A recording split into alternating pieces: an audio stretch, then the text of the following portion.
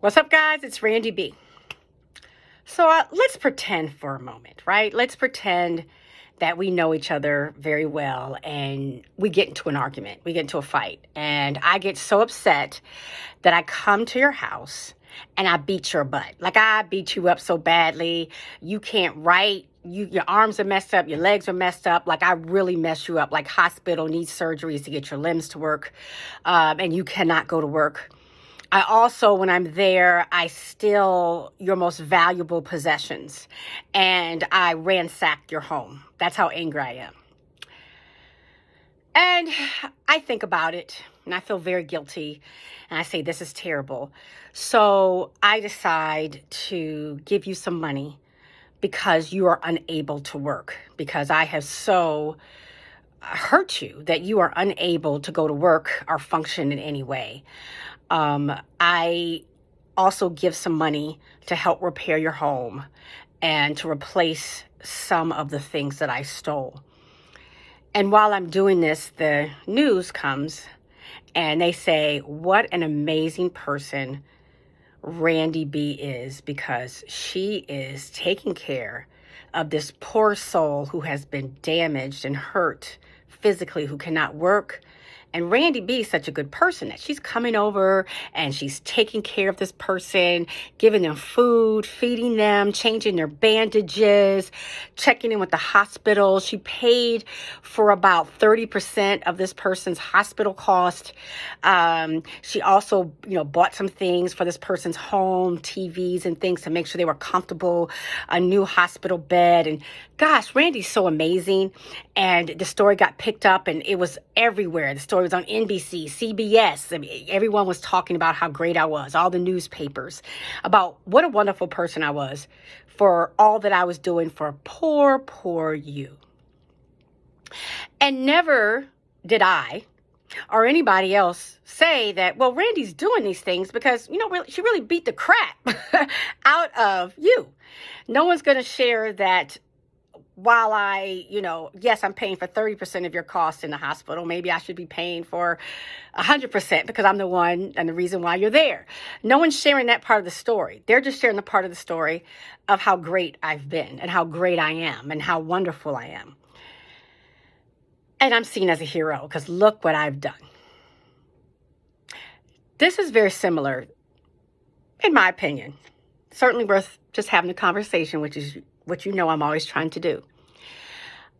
Of situations like the one I saw today, where JP Morgan Chase, the bank, is saying how they are going to give several $1 million to Black businesses. Like they're going to open up their loans and to ensure that they're funding us for our Black businesses.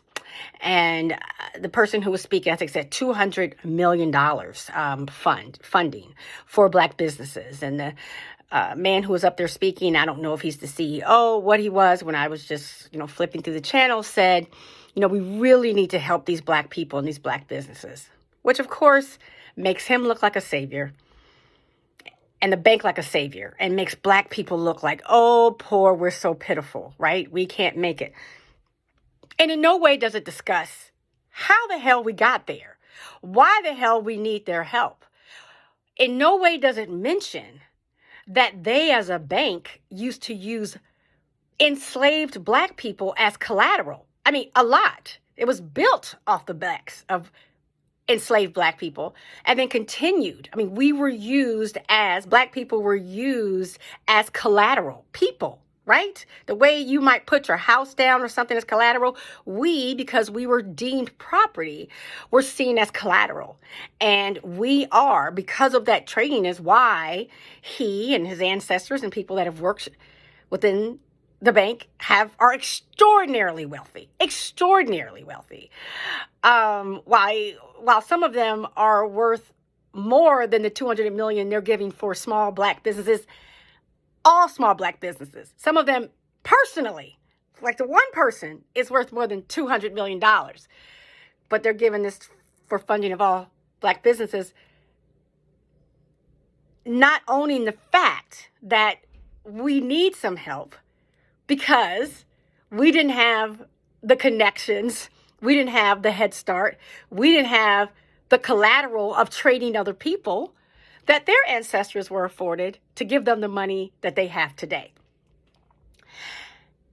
And I want people to understand that you really have to own the entire history of America.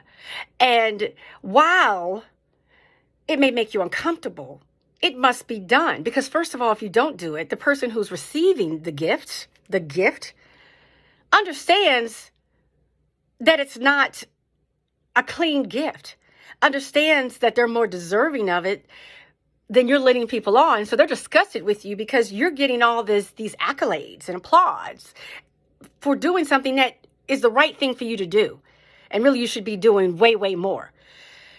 You can't abuse somebody. Look, let's just say it's just one person. You can't abuse somebody and then come in and then set the flowers on your wife's lap, let's say, and think that you're forgiven. Like a real apology, a real start to healing would be, yes, maybe bring the flowers, but say, I was so wrong for this. And I want to make it better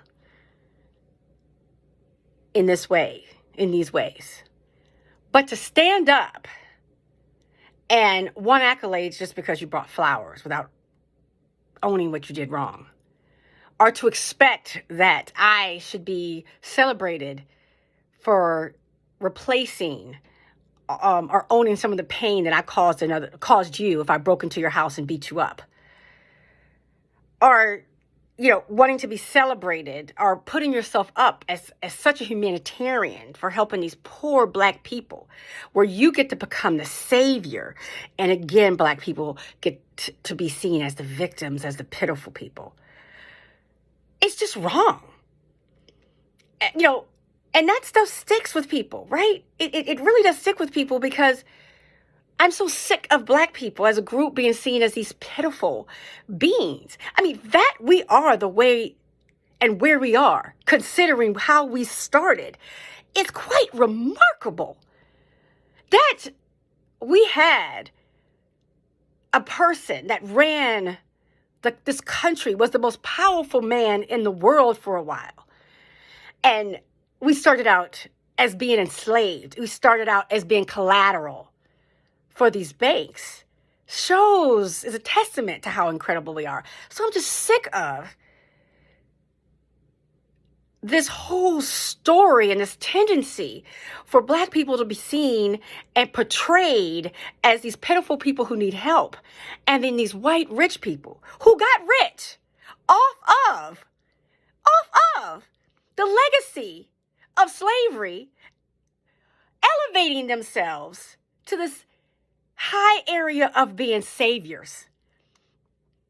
Yes, give, because you need to give. But own why you're giving. Let's tell the whole story, because that's how we heal, right? Until then, it's just money. And it just really continues the issues we have in this country, because owning things, naming things, apologizing for things, and not just once, because Chase did apologize for this way back when, but in everything you do, to recognize it and not putting yourself in a position to always be the savior. That's how we heal. That's how we heal. This is Randy B. Time for a conversation.